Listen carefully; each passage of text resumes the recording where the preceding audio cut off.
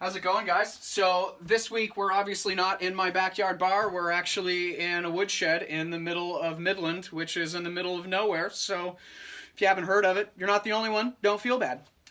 This week, as I said last week, we're going to be doing a cocktail that takes a little more effort, that's a little more technique.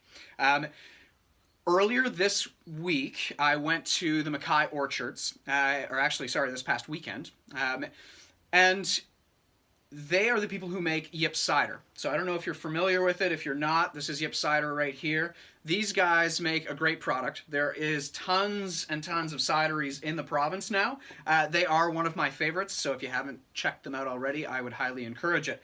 So as I said, I went to visit them, and I went to see them pressing their apples to get the juice to make that delicious cider, which I will show you a time lapse of right now.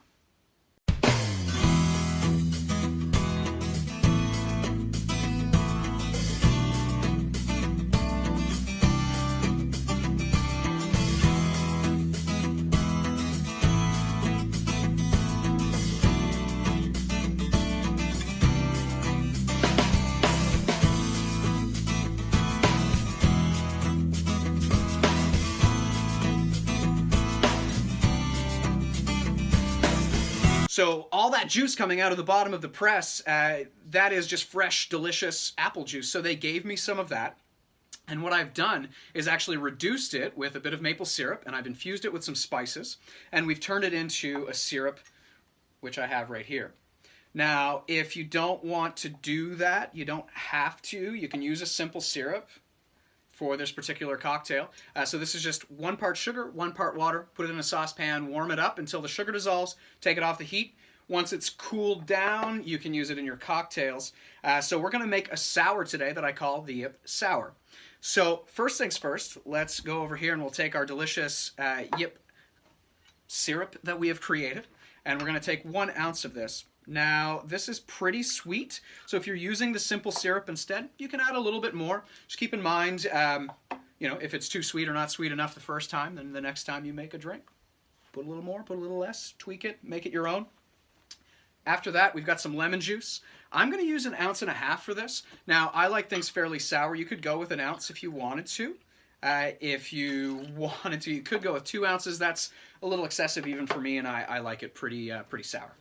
Now, my friends at the 40 Creek Distillery a few weeks back, they gave me a bottle of this Copper Pot, which I absolutely love. This is one of my favorite Canadian whiskeys in the New Brunswick liquor store. They do a fantastic job. We're going to use 1.5 ounces of this 40 Creek whiskey.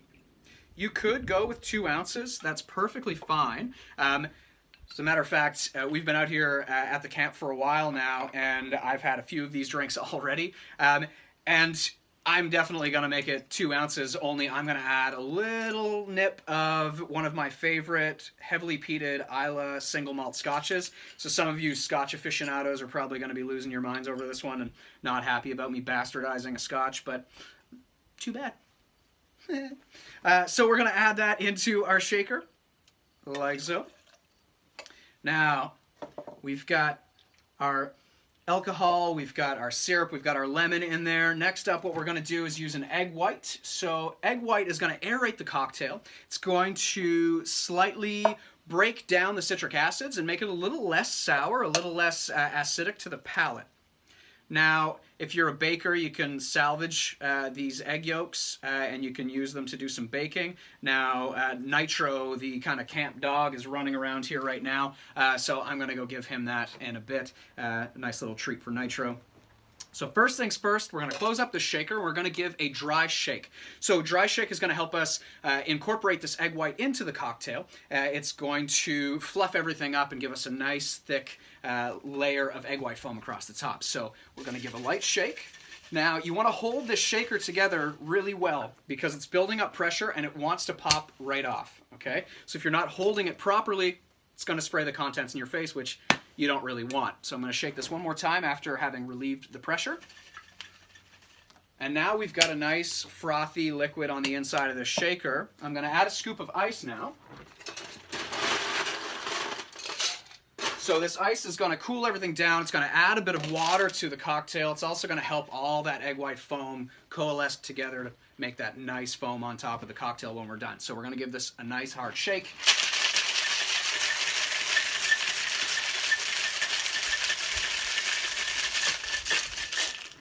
So that should be good right there. Whoop. Stuck on me. So now that we've got our cocktail all made up, I've got a nice big ice cube that I've been saving most of the evening for this particular cocktail. So a nice big cube here. We're going to pop that into our glass. I'm going to use my strainer to pour this in. Now, if you didn't have a strainer with you, you can just use the back side of this and kind of create a little hole in the shaker and pour it out. A lot easier to have the strainer though, so we're going to pour this in. Just like so. So all that egg white foam is going to start kind of condensing on the top and making us a nice egg white foam to sip at. Now, I also brought a small bag of nutmeg right here, so it's just a little bit of powdered nutmeg. I'm going to sprinkle this across the top of the cocktail. And earlier we were walking through the woods on a little hike and I found some really fun little red maple leaves. So we're going to plunk that down in there too, just for fun as a garnish.